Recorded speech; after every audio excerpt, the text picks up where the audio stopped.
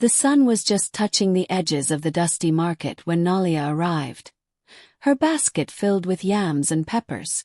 The market was alive with its usual chaos, voices shouting prices, laughter, the clatter of pots. Yet today, a strange hush clung to the stalls, like a shadow had fallen just behind the sun.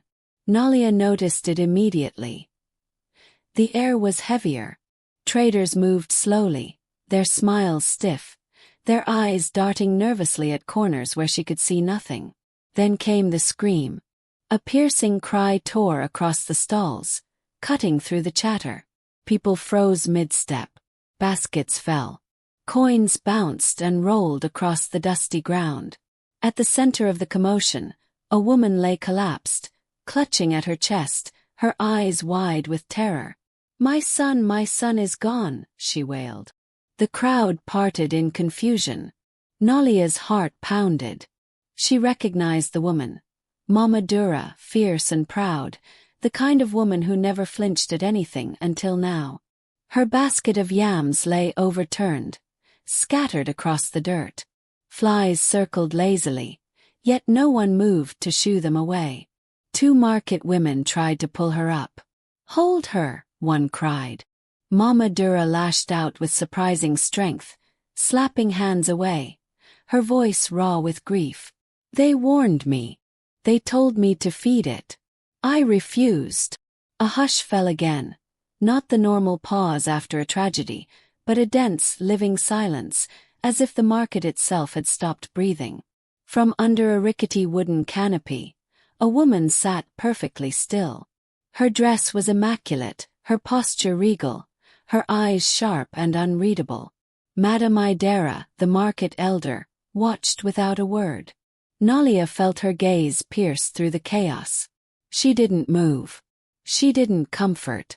She simply observed, calm as the shadows themselves. Nearby, Nalia's friend Kechi whispered, "Did you see that?" "She's just watching."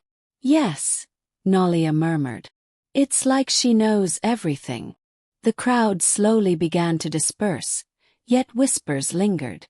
"It's the market," someone said. "It hungers." And Nalia felt a chill run down her spine. The market, it's alive. By evening, Nalia could not shake the memory of the woman's calm eyes, or the mother's screams. Something had shifted. Traders avoided certain corners. Customers eyed empty stalls with unease. And above it all, a distant faint hum seemed to rise from the market center, like a low heartbeat, pulsing beneath the earth. That night, Nalia lay awake. She thought of Mama Dura, of the scattered yams, of Madame Idera's eyes. Something demanded attention. Something was hungry. And it was waiting. At exactly midnight, a soft tapping echoed on her window. Nalia froze. Heart racing, she peered into the darkness. Silhouettes moved through the market. Women dressed in flowing dark robes, moving silently between the stalls, carrying small vessels that glimmered faintly in the moonlight. At their head walked Madame Idera, her calm expression unchanged, a small calabash cradled in her hands. Nalia's stomach turned. She wanted to look away, to pretend she hadn't seen. But curiosity rooted her to the spot. The women reached a long-abandoned stall at the market's edge. The air thickened. The ground felt damp and alive beneath their feet. Madame Idera knelt and set the calabash down carefully. Slowly she opened it. Inside something moved. Something small. Red. Genie. Alive in a way that made Nalia's chest tighten. "The market hungers," Madame Idera said softly, her voice echoing across the empty stalls. "And it must be fed." Nalia's breath caught. And then, without warning, the market whispered her name. The moon hung low over the market, a silver eye watching the streets below. Nalia could not sleep. The images of Mama Dura screaming, the overturned baskets, and Madame Idera's piercing gaze clung to her mind like cobwebs. Every sound in the house, the creak of the floorboards, the whisper of the wind, made her heart pound. She kept turning the events over in her head. The market hungers. What does that even mean? Her curiosity gnawed at her more than her fear. She knew the whispers, the stories that floated through the market during the day. Elders told tales of traders who suddenly prospered, only to vanish without a trace, leaving empty stalls behind. Mothers warned their daughters never to accept strange offers at night, never to follow shadows. Nalia had laughed at those stories before. Not tonight. At exactly 12, a soft tapping on her window froze her blood. Her breath caught. Slowly, she rose and approached the glass.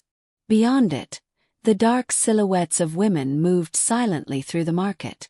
They glided from stall to stall, their robes brushing the earth, their presence commanding and otherworldly. At their head, Madame Idera carried the small calabash that had terrified her earlier.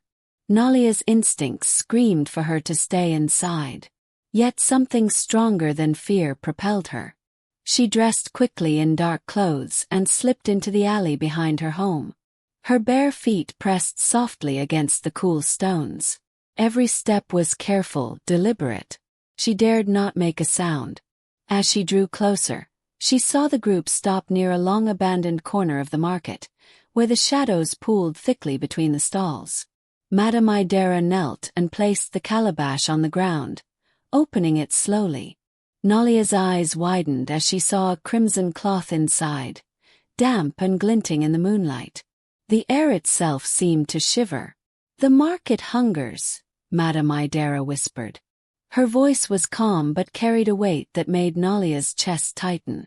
"And it must be fed." Other women in the circle began a soft chant, their words low and rhythmic, vibrating against the stones beneath them. Nalia's stomach churned. She could see their eyes glowing faintly under the moonlight, lines of their faces sharper, older, twisted with power beyond human understanding. The chant pulsed through the air, alive. Nalia tried to look away. But the market itself seemed to beckon her, whispering in voices she could barely understand, drawing her closer. Her feet moved of their own accord. She crept forward, staying in the shadows, watching as the ritual unfolded. One of the women, taller than the rest, stepped forward. A jagged scar ran down her cheek. Her eyes fixed on Nalia for just a moment, and something primal recoiled inside her. The taller woman hissed softly, then spoke to the group. "She watches. She knows too much." Madame Idera's calm voice cut through the whispering. "Then she must choose." Nalia's pulse thundered in her ears. Choose what? She felt her knees weaken. The circle seemed to contract around her, not physically, but in weight, in presence. Every heartbeat echoed in the silence that had fallen like a heavy curtain. Madame Idera picked up the red cloth. Her fingers were steady, precise. "3 paths," she said quietly, "are offered. Choose wisely." Nalia's mouth went dry. "The first path," Madame Idera continued, raising one finger, "accept the covenant. You will prosper. The market will provide you customers, wealth beyond imagination, but it will take what it desires, and it decides what must be fed." Her words sent a shiver down Nalia's spine. What does it mean, what must be fed? "The second path," she lifted a second finger, "is to refuse. You remain poor. Your hands stay empty, your store slow, but you will work freely, and the market will ignore you." Nalia wanted to breathe, to think. But her chest tightened with an invisible grip. "The third," Madame Idera raised her final finger slowly, "is to ignore the choice. The market does not tolerate indecision. It will come for you, and you will disappear." Nalia's head spun. Every instinct screamed to run, yet her feet were glued to the stones. The moonlight danced across the calabash, and the red cloth seemed to pulse with its own heartbeat. I need time," Nalia whispered, her voice trembling. Madame Idera shook her head. "The market does not wait, but it observes. 3 days, child. On the 4th it will decide." Nalia's mind raced. She thought of her mother, her younger siblings, her tiny store that barely survived. She remembered Mama Dura's screams. She remembered the shimmer of the cloth. And somewhere deep inside, a dark curiosity stirred. What could happen if I accept? By morning, Nalia's body ached with fever. Her hands trembled as she arranged her yams and peppers on the tray. Something shifted immediately. Customers stopped, stared, then surged forward. Coins rattled into her hands.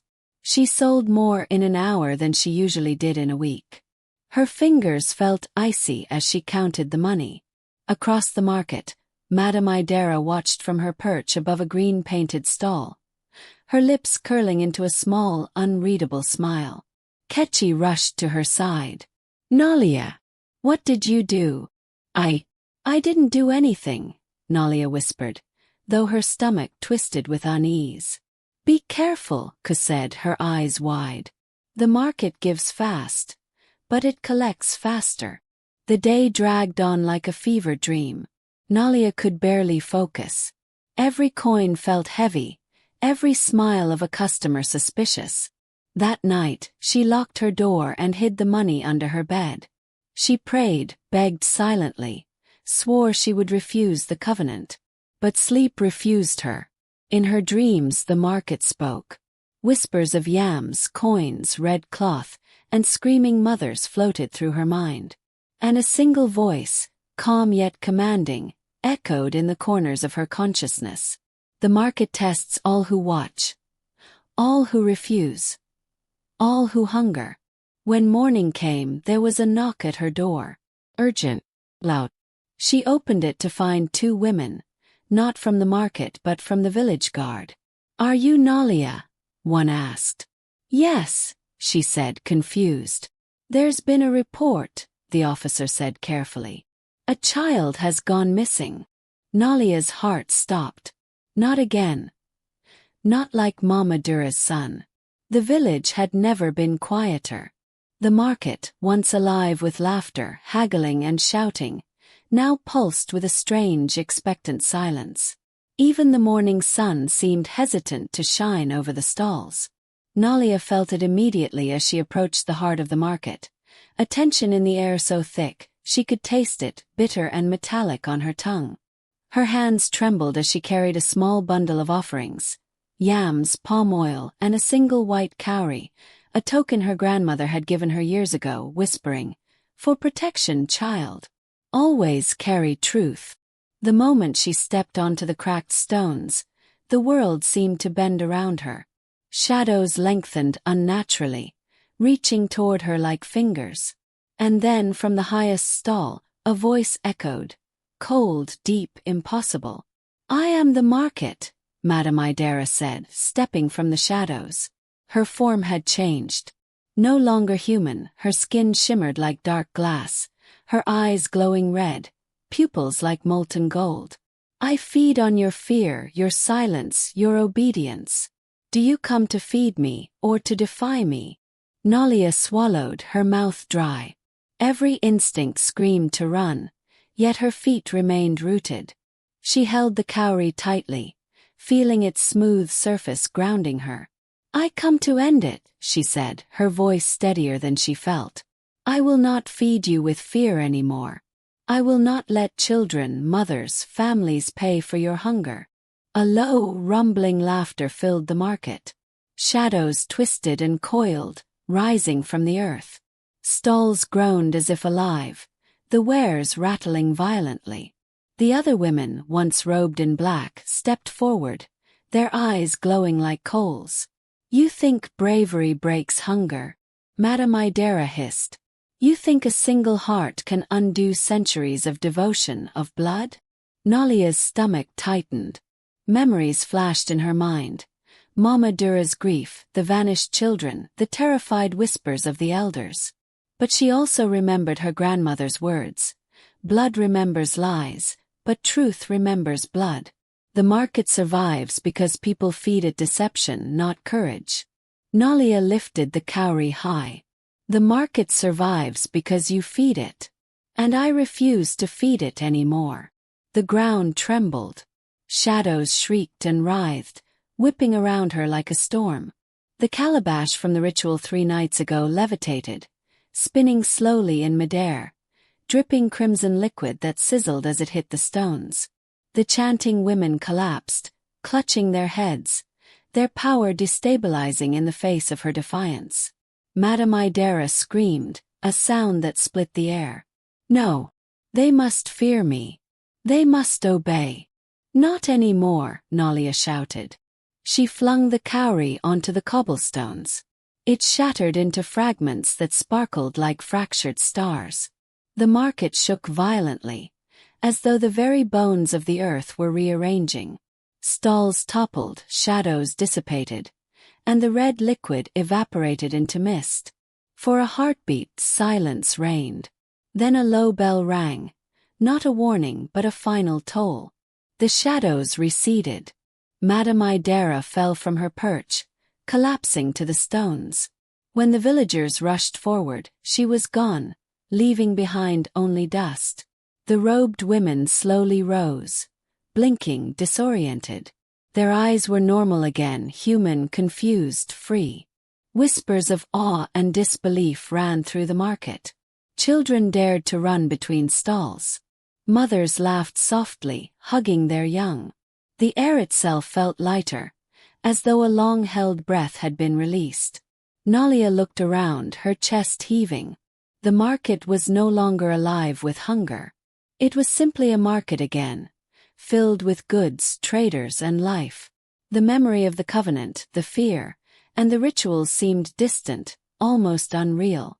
An elder stepped forward, raising a hand. "The pact is broken," he said solemnly. "The market hungers no longer. It exists only because of us, and now we have remembered. Fear no longer feeds it. Silence no longer empowers it." Nalia lowered her head, relief washing over her. She had not gained wealth or customers beyond her usual trade, but she had reclaimed something far greater: freedom. She had protected her village, her friends, her family, from the shadow that had fed on them for generations. Months later, a sign hung at the market entrance: "No trade after dark." The villagers obeyed, not from fear, but from respect for the past and their own newfound courage. Nalia never reopened her small shop at the old corner of the market. She walked away with her mother and younger brother, leaving behind the stalls, the chaos, the memories of hunger. Not rich, not powerful, but alive, whole and free. As they crossed the hill at sunset, Nalia paused and looked back one last time. The market glimmered softly in the fading light. No shadows lingered. No whispers haunted the stones. The wind rustled gently, carrying with it a single truth: hunger dies when people stop feeding it. Evil cannot survive on fear alone.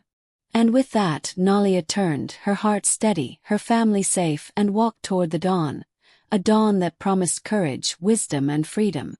As Nalia turned toward the dawn, her heart steady and her family safe, the market lay silent and peaceful for the first time in generations. Hunger no longer haunted its stones. Fear no longer fed its shadows. She had faced the darkness and returned with truth. Hello fam. Thank you for watching all the way through this story. If you haven't already, please consider subscribing to the channel, liking the video, and sharing it with your friends. Until our next folktale, stay curious, stay brave, and may your nights be free of shadows. Bye.